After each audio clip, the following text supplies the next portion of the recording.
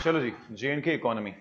J&K economy क्या है? हमने जीडीपी का कंसेप्ट पढ़ा था, यानी Indian economy, gross domestic product. अब जब हम ज्योग्राफिकल एरिया को कंट्रैक्ट करके सिर्फ स्टेट की ज्योग्राफिकल बाउंड्री देखें, उसको कहते हैं GSDP, gross state domestic product.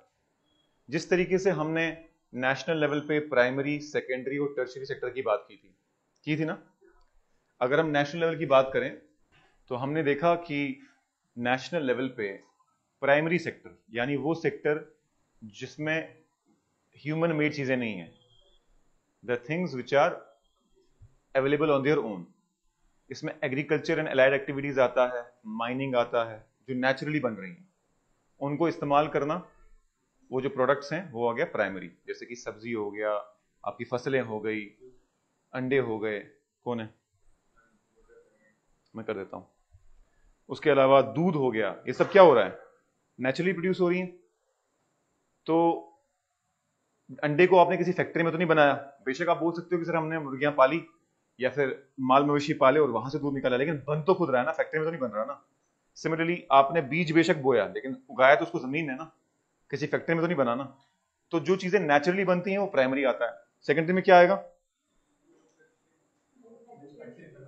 Manufacturing, जो किसी फैक्ट्री में बनाया जाए, किसी जगह पर मैन्युफैक्चर किया जाए बाय ह्यूमंस।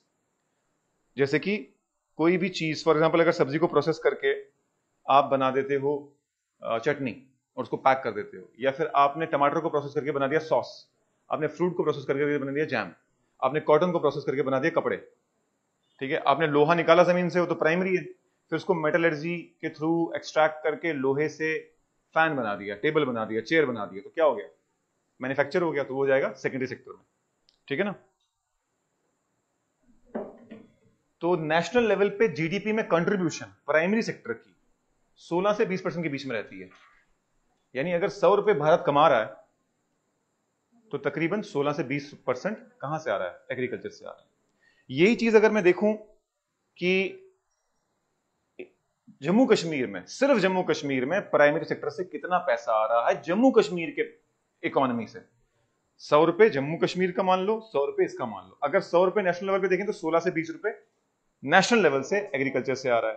और अगर 100 रुपए इनकम में, यानी जीएसडीपी, स्टेट का इनकम की बात करूं, एक तो नेशनल इनकम, एक हो गया स्टेट इनकम, तो स्टेट की इनकम की बात करूं तो जो एग्रीकल्चर की बात है वो कंट्रीब्यूट कर रही है 20%, यानी प्राइमरी सेक्टर। नेशनल लेवल की बात करूं तो जो आपका सेकेंडरी सेक्टर है, मैन्युफैक्चरिंग है, इंडस्ट्री है, ये 25 से 30% कर रहा है, जबकि जे एंड के लेवल पे तकरीबन 18.3% है। और अगर नेशनल लेवल की बात करूं तो सर्विस सेक्टर अराउंड 50% कंट्रीब्यूट कर रहा है, सर्विस सेक्टर। टर्शरी में क्या आता है, सारी सर्विसेज। और अगर जे.एंड.के की बात करूं तो सर्विस सेक्टर कंट्रीब्यूट कर रहा है 61.7%। ये जे.एंड.के स्टेट, स्टेट क्या, यूटी बोल दो, जे स्टेट बोल दो, ठीक है। ये क्या है, जीएसडीपी या फिर state value added, value addition की बात की थी हमने, जीवीए की, ठीक है। इसको ग्रॉस स्टेट वैल्यू भी कहते हैं, ग्रॉस स्टेट वैल्यू। और अगर आप बात करो कि सर जे.एंड.के, अगर भारत 1 रुपया कमा रहा है तो जे.एंड.के से कितना रुपया आ रहा है, तो आपको क्या लगता है कितना आता होगा? अगर भारत 100 रुपीज कमा रहा है तो कितने रुपए जे.एंड.के कंट्रीब्यूट करता होगा अंदाजे से? 2-3 रुपए और 4 रुपए, 4-5, 2-3, फिर भी अंदाजा 4-5, ठीक है। तो अगर ये बना दिया सबने, तो जे.एंड.के कंट्रीब्यूट करता है 0.8 रुपए। Contribution GDP is equal to 0.8%। और अगर आप ये निकालो कि जे.एंड.के की पॉपुलेशन कितना परसेंट है इंडिया की पॉपुलेशन का, वो अंदाजा लगाओ, सिंपल मैथमेटिक्स है, मैं आपको बताता हूं। अच्छा आप बताओ जे.एंड.के की पॉपुलेशन कितनी है, इतना तो अंदाजा होगा, बताओ ना कितना जे.एंड.के का पॉपुलेशन। देखो ये बेसिक चीजें ये पता होनी चाहिए, बिना इससे कोई मतलब ही नहीं बनता कि आप जेकेपीएससी की तैयारी कर रहे हो कि नहीं कर रहे हो। तो पता होना चाहिए अपने स्टेट की पॉपुलेशन कितनी है, 1 करोड़ 25 लाख के आसपास है, ठीक है, लास्ट सेंसस के हिसाब से, तो 0.9%। तो कहीं ना कहीं उतना बुरा हाल भी नहीं है, जितनी पॉपुलेशन है उसके आसपास ही हमारी कंट्रीब्यूशन भी है। लेकिन एट द सेम टाइम आपको बता दूं कि जेएंडके का पोटेंशियल बहुत ज्यादा है, टूरिज्म हमारा बहुत ज्यादा है, बाकी चीजें बहुत ज्यादा है, होना चाहिए वो। जम्मू प्रोविंस को देखो ना, जम्मू सिटी को मत देखो, जम्मू प्रोविंस में देखो पोटेंशियल कितना है।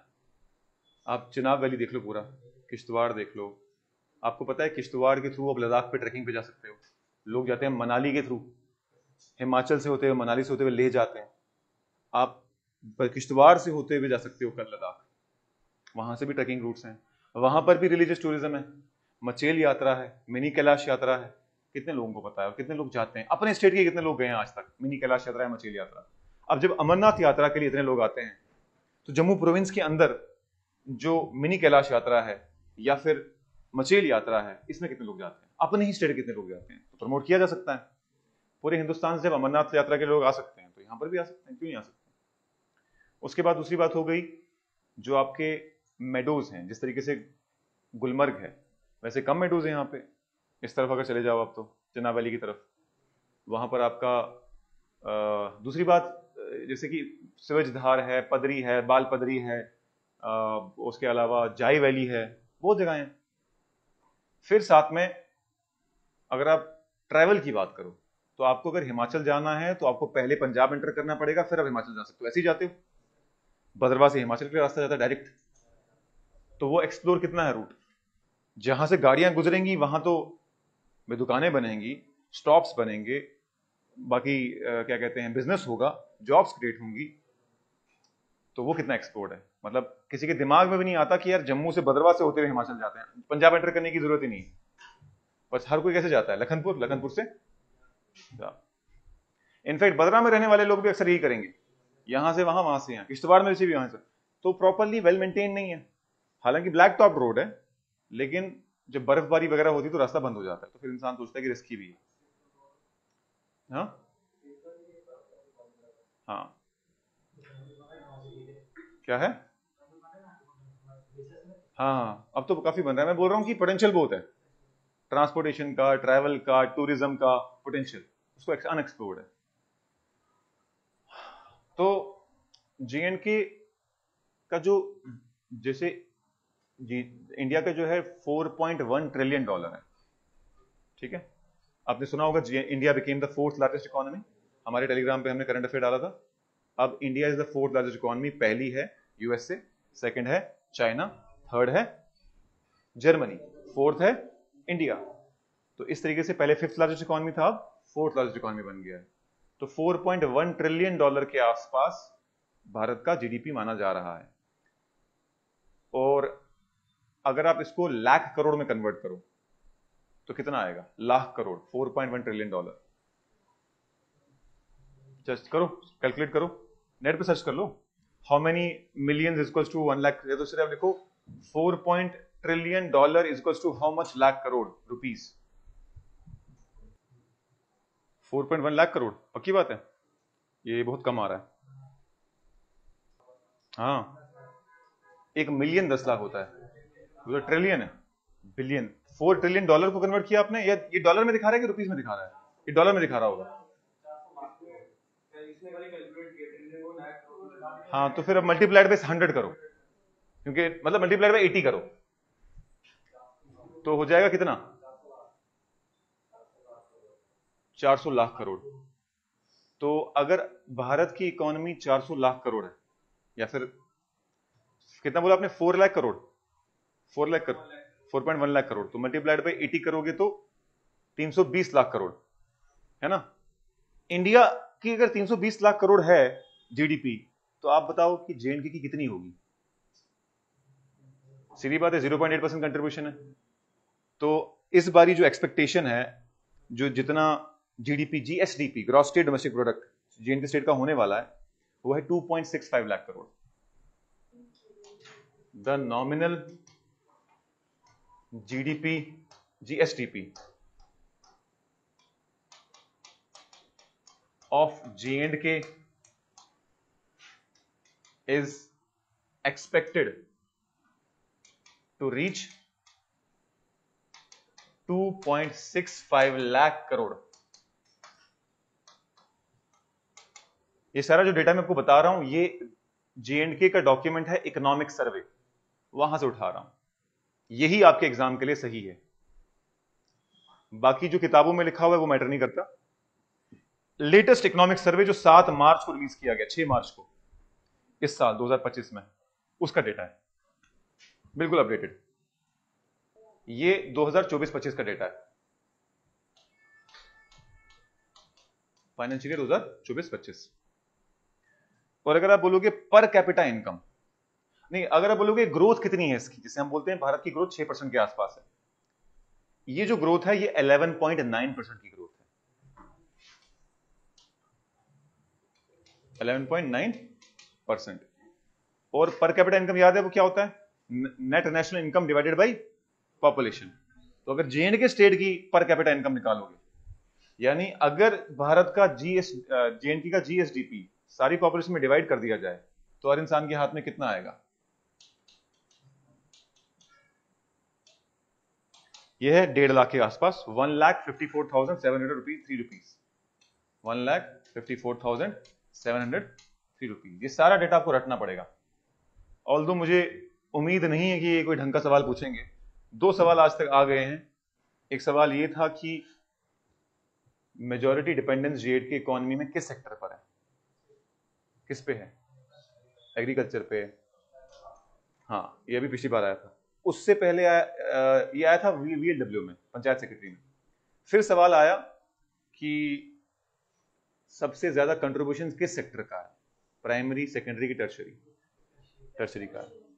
कंफ्यूजन ये होती है कि कंट्रीब्यूशन सर्विस सेक्टर का हाई है लेकिन डिपेंडेंस एग्रीकल्चर पे ज्यादा है। वही बात हिंदुस्तान में भी है, ऑल ओवर इंडिया, कि कंट्रीब्यूशन सबसे कम एग्रीकल्चर का, डिपेंडेंस भी सबसे ज्यादा है, 50% जनता उस पर डिपेंड करती है।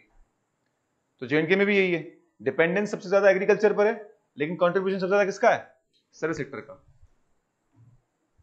तो ये जो डेटा मैं लिखवा रहा हूं आपको, ये सरकारी डेटा है, ये किसी बुक से उठाया हुआ नहीं है। अगर आपको बुक में इसके अगेंस्ट डेटा लिख रहा है तो आप ये वाला कंसिडर करोगे, क्योंकि अक्सर बुक्स कोई अखबार की न्यूज या कोई ऐसे हवा में होते हैं, एक्सपेक्टेशन होती है। ये जो फिगर है, देखो मैंने यहां फिर भी आपको अप डाउन करके दिखाया, ब्रैकेट्स थे, बदलता रहता है।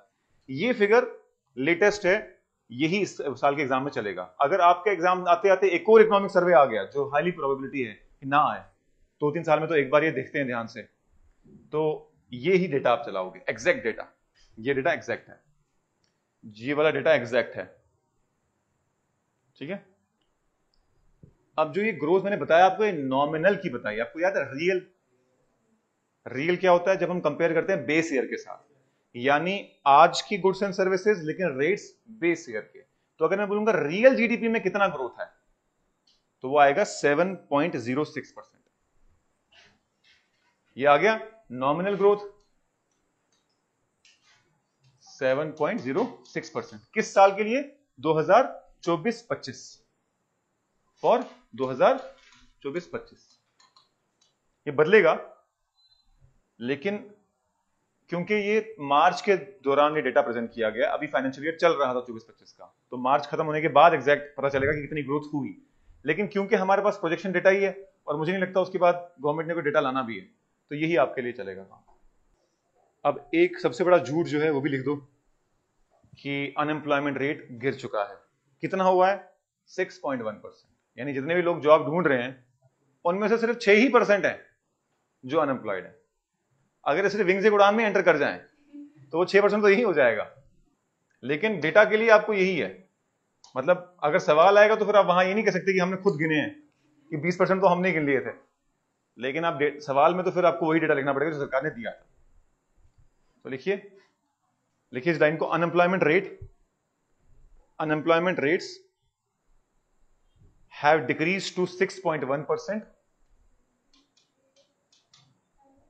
have decreased to 6.1% in 2023-24. Unemployment rate have decreased to 6.1% in 2023-24 from 6.7% in 2019-20. 19-20 में बोल रहे थे कि उनके डेटा के हिसाब से 6.7% था, और अब 23-24 में पहुंचते पहुंचते घट के 6.1% रह गया। पहले 6.7 था, अब 6.1 आ गया। वो सरकारी डेटा नहीं होता, वो अलग सर्वे का डेटा होता है। अगर उसको मानने लगी सरकार तो हाहाकार मच जाएगा पार्लियामेंट में। सरकार का एटीट्यूड देखो, छोड़ो, नहीं फिजूल में टाइम वेस्ट होगा, मतलब ही नहीं बनता। ये डिस्कशंस यूपीएससी में सही लगती है क्योंकि आपको आंसर राइट करना होता है, तो डिस्कशन करके आप सोच सकते हो मैं क्या लिखूं। यहां तो एमसीक्यू है, अननेसेसरी टाइम वेस्टेज है। Industrial growth and financial inclusion की बात करते हैं। अब जानते हो, अब 370 के बाद एक्सपेक्टेशन ये है कि इंडस्ट्रीज ग्रो करेंगी and financial inclusion. Financial inclusion समझते हो? बताओ क्या होता है। हर हाउस होल्ड, जितने भी घर हैं इकोनॉमी में, हाउस होल्ड मतलब फैमिली, घर, यूनिट को किसी ना किसी किस्म से banking system, formal banking system से जोड़ दिया गया है। उनका बैंक अकाउंट है, उनका पेमेंट बैंक में अकाउंट है, उनका पोस्ट ऑफिस बैंक में अकाउंट है, कहीं ना कहीं है वो जुड़े हुए हैं सरकार से, फॉर्मल वे में। इनफॉर्मल में नहीं, आपको पैसा मार्केट से लोन तो इनफॉर्मली भी मिल जाएगा 2% ब्याज पे।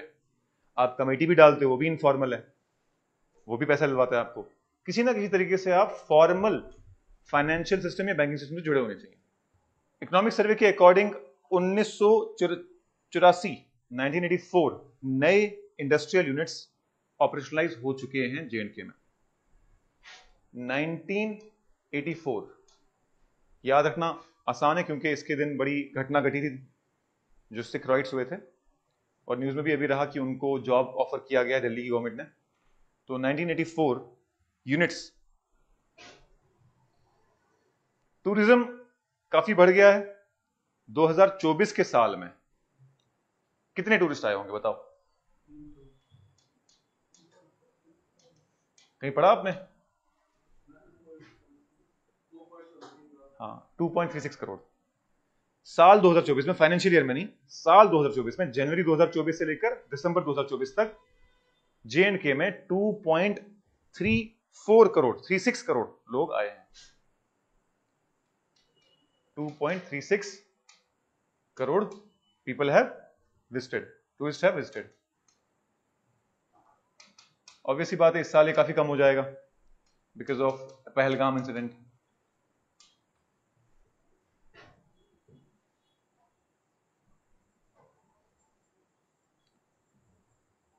और अगर मैं बात करूं, आप बताओ ज्यादा टूरिस्ट कहां आए होंगे, अमरनाथ में कि